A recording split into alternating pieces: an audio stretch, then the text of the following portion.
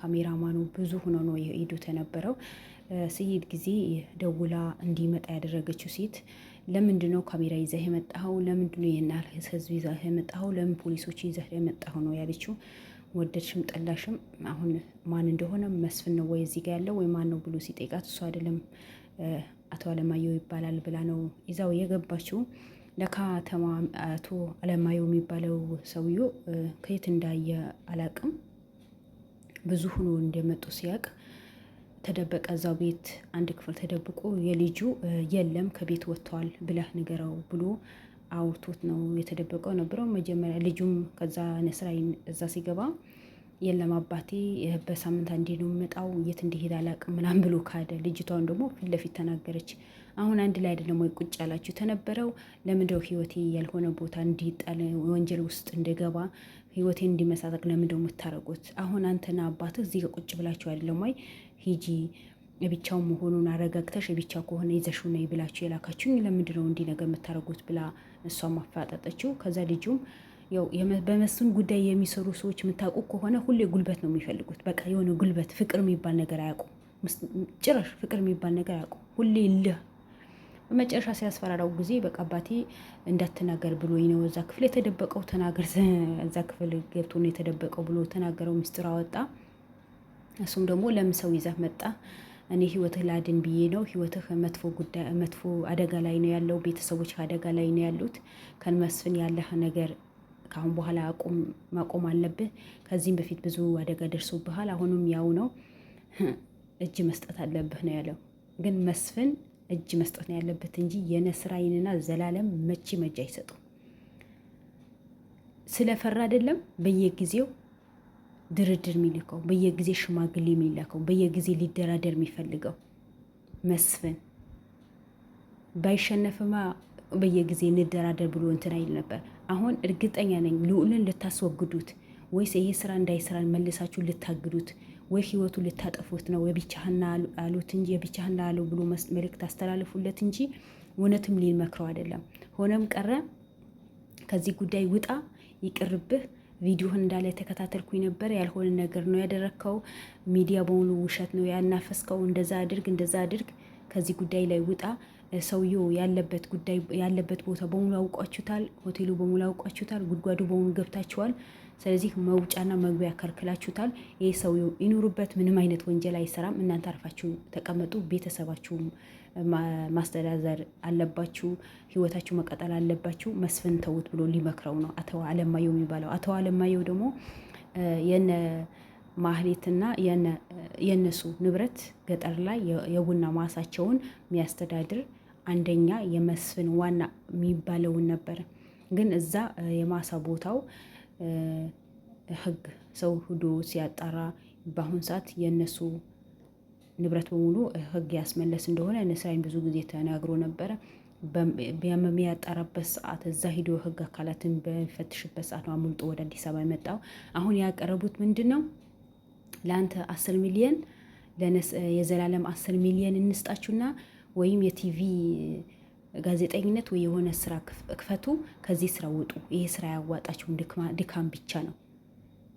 አያችሁ፣ የሰውን ምንም ነገር ስለማያሳስባቸው ከዚህ ስራ ውጣ፣ ይቅርባችሁ፣ ለራሳችሁ እኛ አንዳንድ 10 ሚሊዮን ብር ይስጣችሁና ተማነው መስፍንን እናንተ ሌላ ስራ ጀምሩ።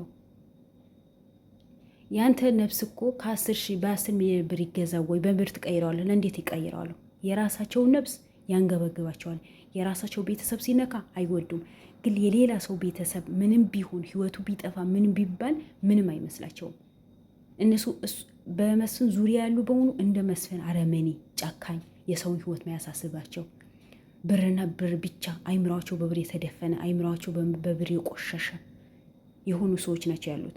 ልዑልና ዘላለም ደግሞ አይምሯቸው ንጹህ፣ የተቸገረ የሚረዱ፣ የተጨነቀ የሚያግዙ፣ የሚያለቅስ እንባን ጠራጊ የሆኑ ናቸው እንጂ እንደናንተ በብር ብቻ ሆዳቸው አብሰው ወይስ ሆዳቸው ሞልተው ከርሳቸው ሞልተው የሚድኑ ሰዎች አይደሉም። መቼም ቢሆን በብር አይደራደሩም። እንደዛ ከሆነ በፊት መጀመሪያ ገና ኬዙ ሳይጀምረው ይህን ያህል መስዋዕትነት ሳይከፍል በፊት በብር እንደራደር፣ የፈለግከው ብር እንስጥህ፣ ከዚህ ኬዝ አቁም ሲሉት እምቢ ሲል ጊዜ አይደለም አፍን የወሰዱት ነስራይን ገና አህዱ ሀ ብሎ ሲጀምረው ነገሩ ለብር ብሎ እንደናንተ ከእርሱ ለመውላት ወይስ ቤቱ ለማሳመር ቤተሰቦቹ በወንጀል ገንዘብ ማጨማለቅ ቢፈልግ ኖርማ መጀመሪያ ነገሩ ሳይጀምረው በፊት እኮ መስራት ይችል ነበር። ግን እነሱ እንደዚህ ነገር አይደሉም። ገና እንደገና የሚለው በዙሪያህን ጥሩ ጥሩ ሰዎች ስላሉት ነው የዛኔ ከዛ ጉድ ያወጡ። ስለዚህ አሁን ከዚህ ጉድ ውጣ፣ አታስፈራራን።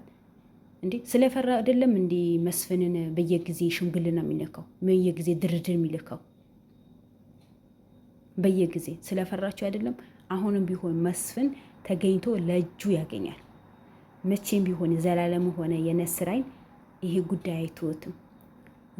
ዘላነስ ማነው መስፍንን የእጁ ሳያገኝ ለህግን ሳይቀርብ ቅጣት ሳያገኝ እነሱ መቼም ተኝተው አያድሩም። እናንተ ዝም ብላችሁ ነው አንዴ በብር አንዴ በምን ስለተሸነፋችሁ አይደል እንዴ የነስራይንን የብቻው ልታገኙ ተፈለጋችሁት? የዓለም እንደው ልትገሉት ያላችሁ አማራጭ እሱን መግደል ነው።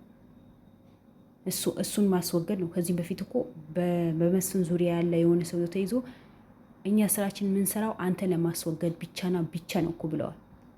ግን እሱ አይሆንላችሁ። እሱ ፈጣሪ ይጠብቀዋል። የብዙ ሰው ጸሎትና ድዋ ይጠብቀዋል። ለምን ጥሩ ስራ ነው የሚሰራው። እንደናንተ መጥፎ የቆሸሸ ስራ አይደለም የሚሰራው።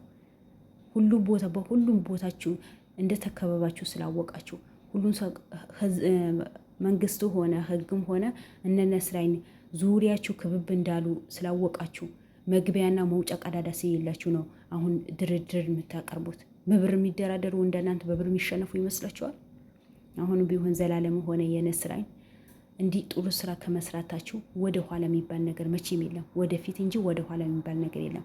በቅርብ ታገኙታላችሁ። የእጁ ያገኛል፣ እናንተም እንቅልፋችሁ ትተኛላችሁ። ውጤታችሁ ያፈራል እንጂ አይከስርም። ሰው የዘራውን አይደል የሚያጭደው?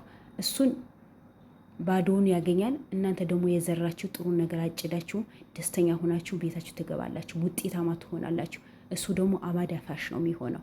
የዘራውን ነው የሚያገኘው። ይሄ ህዝብ በሙሉ ያለቀስበት፣ ሴትን የደፈረበት፣ ሴት ልጅ ያስለቀሰበት፣ በየቤት ሽማግሌ እናት አባት ሳይባል ያለቀሰበት፣ ብዙ ተማሪዎች ከትምህርት ቤታቸው እንዲወጡ ያደረገው አመድ አፋሽ ይሆናል። እናንተ ሁሌ ወደፊት መሄድ እንጂ ወደ ኋላ የሚባል ነገር የለም። እንደዚህ አይነት ጉድ አይቻለቅም። ሁሌ በብር መደራደር ወይ የራሱ ብር አይደል፣ በሰው ብር በሰው ላብ ሰውን መግዛት ሰውን መደራደር ይፈልጋል። አልመሄም በቅርቡ የእጁ ያገኛል። እንደተደረሰባችሁ ስለምታውቁ ነው ድርድር ያቀረባችሁት። እነሱ ደግሞ በብር ማይደራደሩ ሰዎች ናቸው። በደንብ ጠንቅቃችሁ ታቋቷ አላችሁ። ግን እናንተ ዝም ብላችሁ ነው። እና የነስራይ ወደፊት ዘላለም ወደፊት ወደ ኋላ የሚባል ነገር የለም። እኛ ከጎናችሁ አለን። ኮሜንት በመጻፍ ሼር በማድረግ በርቱልን። አሰላሙ አለይኩም ወራህመቱላሂ ወበረካቱ።